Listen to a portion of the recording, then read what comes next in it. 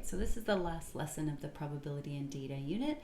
Today we're going to be working with mean, median, and mode again, but we're going to be choosing the measure that best represents the data set in different situations. The main idea here that we want to understand is that when there are 1 to 2 large outliers,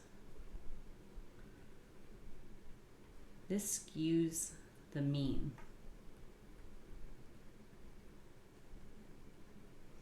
And we often want to choose, and it doesn't represent the data set very well. In this case, choose the median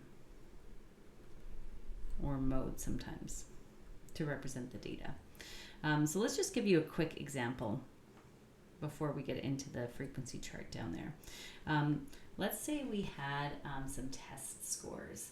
So like, let's say you had 3 math tests. Actually, we'll do 3 math tests.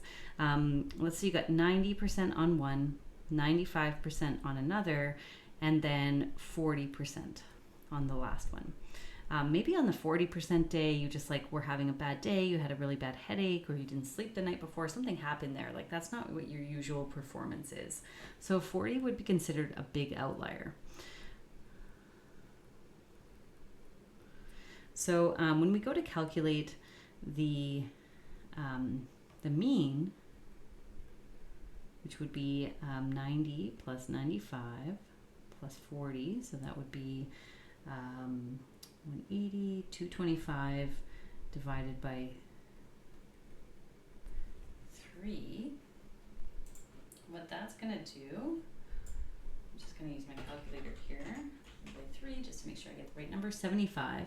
That's not really representative of the data set at all. Like, the 75 is not like a test score that we even got or were close to.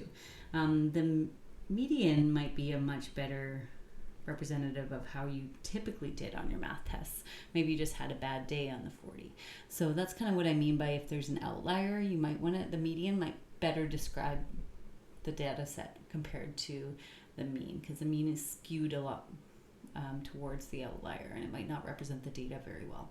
Okay, so let's look at another example here. Let's say Jane recorded how many hours she practiced the piano this week.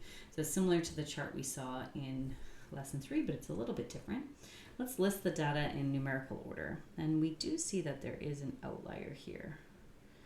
So most of the week she practiced either 3 hours or 4 hours. But there's one week where she didn't practice at all. Maybe she was sick that week, or maybe she went on vacation or something like that. But there is an outlier here. But let's go ahead and calculate the mean, median, mode anyways, just to review those skills. So, and feel free to pause the video here and try this on your own. But for the mean, let's add up the data. And there's 5 4s. And we divide by 1, 2, 3, 4, 5, 6, 7, 8, 9, 10. There's 10 weeks recorded here. We get 3.1 hours per week. The median, though, the middle number, these two numbers are in the middle, so we go halfway between those, which would be 3.5 hours. And then the mode is 4 hours. That's the one that occurs the most often. So here, I think the median or the mode, 3.5 or 4, best describes, looking at this data set, best describes the data. The 3.1 is not as representative of how much she practices, because it's skewed lower because of that outlier. So the median or the mode best represents the data, since the mean is skewed lower due to the outlier.